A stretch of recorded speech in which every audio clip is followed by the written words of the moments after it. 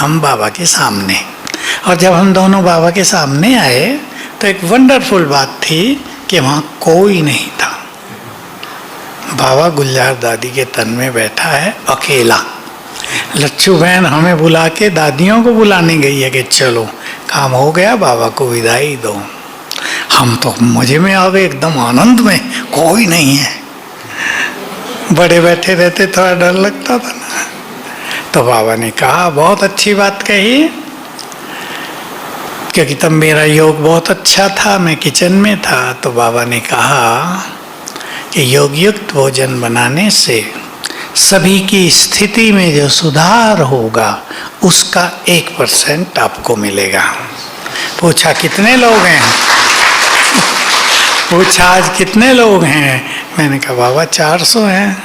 400 थे तो कहा 400% आज जमा हो गए। हम खुश हो गए।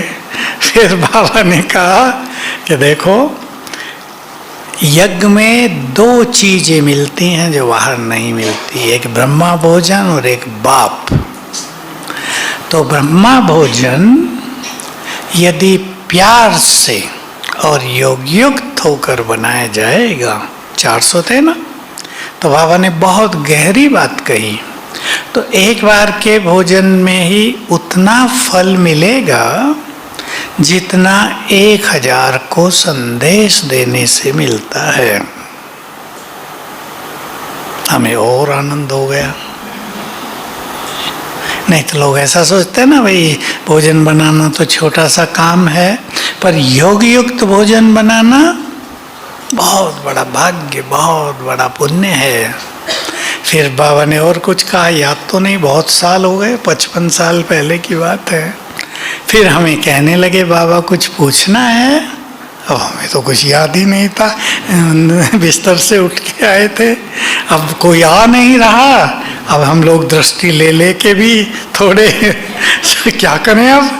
बाबा का कुछ पूछना है, 2 बार पूछा, कुछ था ही नहीं। फिर कोई आया, हम चले गए। तो ब्रह्मा भोजन बहुत बड़ी चीज है। चाहे आप अपने घरों में बनाते हैं, चाहे कई बहनें माताएं सेंटरों में भी भोग तो बनाने जाती हैं, बहुत बड़ा पुण्य है ये। क्यों? अब मैं उस पर आ जाता हूँ। ये जो प्रकृति है, सब्जियां प्रकृति है ना, पानी, दाल चावल, सब आटा गेहूँ, ये प्रकृति से आता है ना। इस प्रकृति में मनुष्य के वाइब्रेशंस को ग्रहण करने की सबसे ज़्यादा शक्ति होती है। इन सब में भी ज़्यादा शक्ति होती है पानी में। पानी हमारे वाइब्रेशंस को तुरंत अपने में समा लेता है और जो उसको पिएगा वो उसमें चले जाएंगे वाइब्रेशंस। तो भोजन बनाते अगर आप बहुत आनंदित स्थिति में हैं, आप गीत बजा ले बाबा के, कोई मनपसंद क्लास चला ले, मुरली चला ले, अच्छी स्थिति में स्थित होकर भोजन बनाए। एक है योग युक्त, दूसरा है अच्छी स्थिति में स्थित होना। समझ रही ना बहने अर्थ दोनों का? मान लो आपका योग इतना नहीं रहता, छूटता है, भूलता है, तो बहुत आनंद में बाबा से बात करते हुए आपके लिए भोजन बना रहे हैं। इसलिए भोजन हमारे परिवार के लिए औषधि बन जाएगा। ये अमृत है, जो भी इसे खाएगा उसका कल्याण हो जाएगा, वो निरोग हो जाएंगे। बाबा इस पर अपनी नज़र डाल दो, अपने वाइब्रेशंस डाल दो, बातें करते रहो। ये तो इजी है ना, थोड़ा सा अपने को हटाना पड़ेगा और बातों से। तो ये करते हुए भोजन में हमारे ये सुंदर वाइब्रेशन समा जाएंगे। और ये बिल्कुल सीधा सिद्धांत है, जो वाइब्रेशंस आपने भोजन में भर दिए, खाने वाले में वही पहुंच जाएंगे, वो नष्ट नहीं होते हैं। आपने अगर भोजन इस संकल्प से बनाया है, मैं परम पवित्र आत्मा हूँ, बहुत बार याद कर लिया, तो पवित्रता भर गई आपके भोजन में। यदि आपने भोजन इस संकल्प से बनाया है, ये भोजन अमृत तुल्य है, औषधि है तो वो वही बन गया। क्योंकि जितनी ऊंची हमारी स्थिति होगी, हमारे संकल्पों का उतना ही गहरा प्रभाव भोजन पर आएगा। आप अपने बच्चों की बुद्धि का विकास कर सकते हैं भोजन से। किसी छोटे बच्चे में गुस्सा आता है, उसके क्रोध को शांत कर सकते हैं आप भोजन खिलाकर, पानी पिलाकर। पानी पर हमने अच्छे अच्छे प्रयोग करा दिए। एक बहन को खुशी नहीं रहती थी, मैं ऐसे ही पानी की बात सुना रहा था चार्ज करने की, उसने दूसरे रूप से कर लिया। वो पानी लिया गिलास में, 7 बार संकल्प किया, मैं बहुत खुशनुमा आत्मा हूँ, मैं बहुत खुश हूँ, मैं बहुत खुश हूँ। और मुझे अनुभव सुनाया, 1 मास के बाद मुझे इतनी खुशी रहने लगी कि वो समाई नहीं जाती थी मेरे से। पानी इंग्लिश में कहते हैं बहुत सेंसिटिव है, बहुत तेजी से वाइब्रेशंस को ग्रहण करता है। इसलिए इसको कहा जाता है मेमोरी को धारण करने की शक्ति पानी में सबसे ज्यादा होती है, अन्न में, सब्जियों में। इसलिए बहुत महत्व रहा। और ये योग युक्त जो हमारे कर्म होते हैं, ये भक्ति में चलते हैं। आपने योग युक्त भोजन बनाया है ब्राह्मणों ने, तो ब्रह्मा भोजन का इतना बड़ा महत्व हो गया कि कलयुग के अंत में भी लोग ब्राह्मणों को बुलाकर भोजन खिलाते हैं, जिमाते हैं, करते हैं ना सभी। इसको पुण्य माना जाता है। काम किया यहाँ आप सबने और पालना हुए 2 युग तक पंडितों की, ब्राह्मणों की। कितना अच्छा काम हो गया। हर कर्म जो योग युक्त होकर किया जाएगा वो भक्ति में यादगार बन जाएगा। बाबा ने सुना ये रहस्य। श्री कृष्ण के हर कर्म की पूजा क्यों होती है? क्योंकि उसने हर कर्म करते योग युक्त रहने की प्रैक्टिस की। हर कर्म की इसलिए पूजा हो गई। और भी एक बहुत अच्छी बात कही बाबा ने, वो भी बहुत कम आती है मुरलियों में। बाबा और ममा का नींद का समय भी योग में गिना जाता है। इसलिए वो 24 घंटे के निरंतर योगी माने जाते हैं दोनों। क्यों?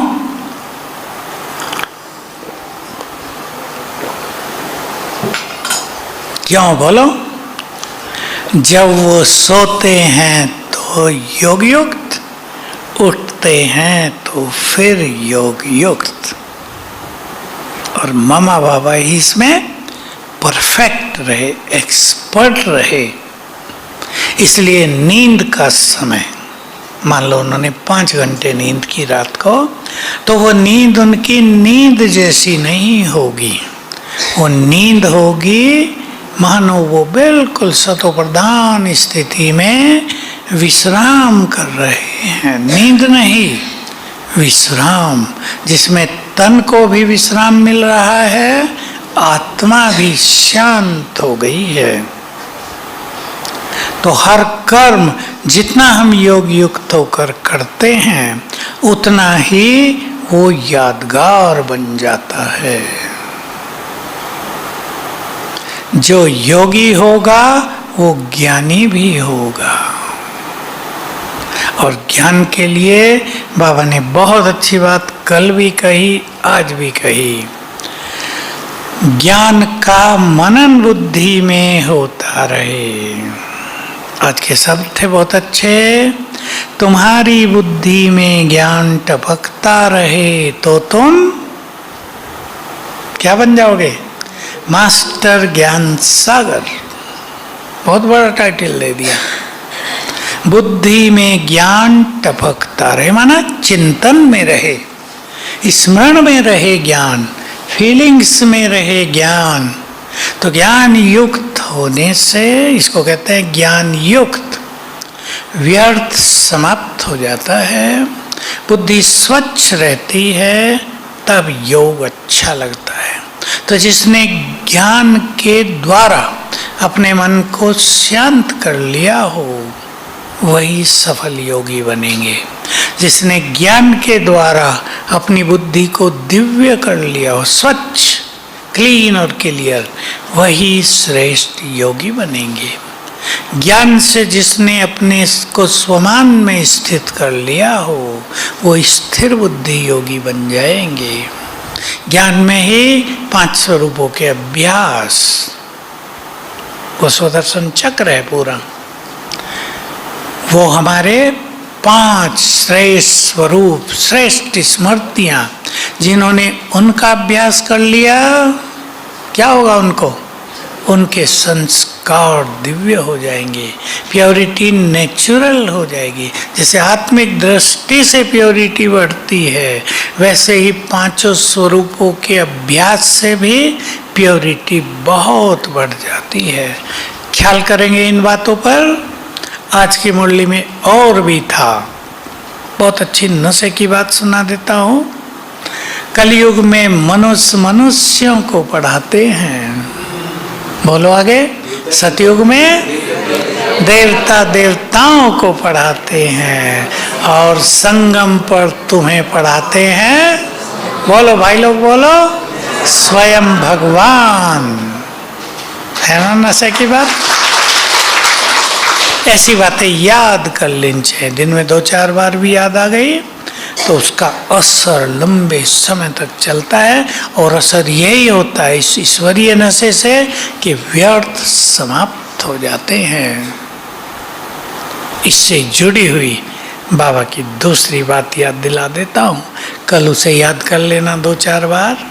बच्चे, तुम देवताओं के साथ 2 युग तक रहे, मनुष्यों के साथ भी तुमने 2 युग रहकर देख लिया, अब भगवान के साथ रहो।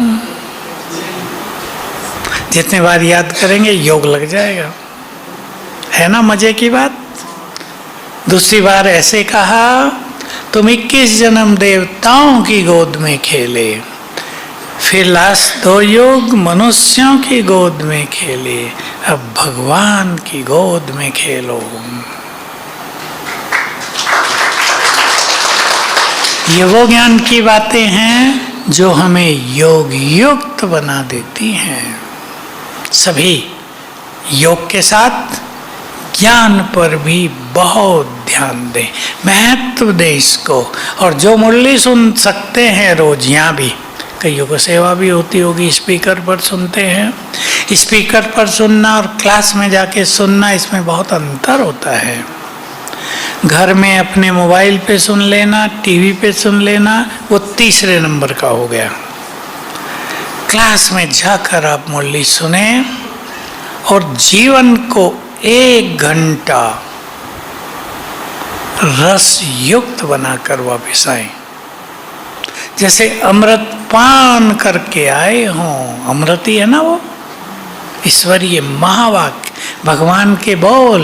लोग तो गीता के वचन सुन के भी आनंदित होते हैं। देखो रामायण की कथाएं चलती हैं, भागवत की कथाएं चलती हैं, लोग वहाँ से भी खुश होके आते हैं। और भगवान जहाँ स्वयं ज्ञान दे रहा हो, अमृत वर्षा हो रही हो, तो ऐसा अनुभव करके आए, अमृत पान करके आ गए हैं। ये तब होगा जब वहाँ एकाग्र होकर मुरली सुनेंगे। इसके लिए लिखना भी चाहिए मुरली की पॉइंट, सारी नहीं, कुछ कुछ। ये नहीं बाबा ने कहा बच्चे आत्माभिमानी होकर बैठो तो हम लिखने बैठ गए। लिखना तो ठीक है, लेकिन उस टाइम आत्माभिमानी हो जाएं। बाबा सतयुग की बात कर रहे, जैसे आज कर रहे थे, तो सतयुग में कुछ क्षणों के लिए पहुंच जाएं। कभी बाबा घर की बात करते हैं परम धाम की, तो उस समय कुछ क्षण परम धाम में पहुंचकर अनुभव करें। बाबा कह रहे तुम किसके सामने बैठे हो, तुरंत अभ्यास करें। सामने भगवान बैठा है, बैठी तो टीचर है, लेकिन हम दूसरे रूप में देखें, बाबा खुद मुरली सुना रहे हैं। आज का तुम्हें बहुत नशा होना चाहिए, भगवान पढ़ाते हैं, इस नशे में स्थित हो जाए तो मुरली का पौना 1 घंटा हमारे लिए अमृत वेले से भी पावरफुल अनुभूति देने वाला होगा, क्योंकि अमृत वेले किसी का कैसा अनुभव, किसी का कैसा। और मुरली के समय हम एक ही मुरली सुन रहे हैं, सारी सभा जितनी बैठी है एक ही चीज सुन रही है। तो अगर सब के सब साथ साथ उसमें स्थित होते जाएं तो चारों ओर वाइब्रेशंस भी बहुत पावरफुल फैलेंगे और अपनी बुद्धि, अपना विवेक दिव्य होने लगेगा। तो बहुत ध्यान देंगे मुरली पर। कईयों को मुरली का महत्व नहीं होता, सोचते हैं सुन तो ली, बाबा वही तो सुनाएगा आज भी, वो तो हम जानते ही हैं, बाबा कहेगा बच्चे मुझे याद करो, वो तो जान लिया पर किया कितना। बाबा से पूछा गया था ये, जब बाबा व्यक्त हुए तो पूछा यही प्रश्न। बाबा ने कहा कि सुन तो लिया, जान भी लिया, लेकिन धारणा कितनी हुई। जब तक संपूर्ण धारणा न हो बाबा पढ़ाते ही रहेंगे, क्योंकि बाबा का लक्ष्य केवल ज्ञान देना नहीं है, बनाना है। बातें तो ये उपनिषदों में भी हैं, दर्शनों में, गीता का तो दूसरा अध्याय बड़ा पड़ा है, तुम आत्माएं हो, सब आत्माएं हैं, कोई किसी को नहीं मार रहा, आत्मा मरती नहीं। अर्जुन को सिखाया जा रहा, तुम भीष्म को थोड़ा ही मारोगे, आत्मा अमर है। पर अभ्यास हुआ क्या? न पढ़ने वालों का हुआ, अर्जुन का भी बहुत कम हुआ, मोह जागृत हो जाता था, युद्ध ही नहीं करता था सच्चे मन से। सामने गुरु द्रोणाचार्य हैं, गुरु पर कैसे वाण चलाऊं, भीष्म पिता में युद्ध कर रहे हैं, कैसे लड़ूं उनसे, मैं तो उनकी गोद में खेला हूं। तो अभ्यास नहीं हुए ना। बाबा हम सबको अभ्यास कराते हैं। तो कल सारा दिन सभी भाई बहनें, एक तो मैंने जो बातें बताई एक दो बाबा की गोद में खेलने की, सभी कल ये याद करते हुए इस ईश्वरीय नशे को कायम रखते हुए योग युक्त होने का अभ्यास करेंगे और सेवा करते हुए। बहनें माताएं तो किचन में और थोड़े इधर हैं, या अपने घरों में यहीं से आदत डाल दो, मैं आत्मा हाथों द्वारा काम करा रही हूँ। हम काम कर रहे हैं, ऊपर से बाबा की किरणें पड़ रही हैं। छोटे छोटे अभ्यास, बाबा मेरे साथ है, मैं बहुत भाग्यवान हूँ, भगवान के यज्ञ में रहने का, सेवा करने का सुंदर अवसर मिल गया है। भाई लोग भी जहाँ भी सेवारत हैं, ये सुंदर विचार और थोड़ा योग, शरीरीपन और आत्मिक दृष्टि का बहुत अच्छा अभ्यास, क्योंकि हमारी लंबी मंजिल है। आत्मिक दृष्टि 1-2 साल में भी नहीं हो जाती, सालों साल इसका अभ्यास करना पड़ता है, क्योंकि हम 5000 साल ही देह में रहे हैं, 5000 साल ही देह को ही देखा है, आत्मा तो दिखती नहीं। अब वो आदत काट के आत्मा को देखने की आदत डालना, इसके लिए अच्छी मेहनत की जरूरत है। तो सभी करेंगे ना, भोजन को खास ध्यान देंगे और लक्ष्य बना लो कि पवित्र भोजन खिलाकर मुझे अपने पूरे परिवार का कल्याण करना है, तो और बल रहेगा। ओम शांति।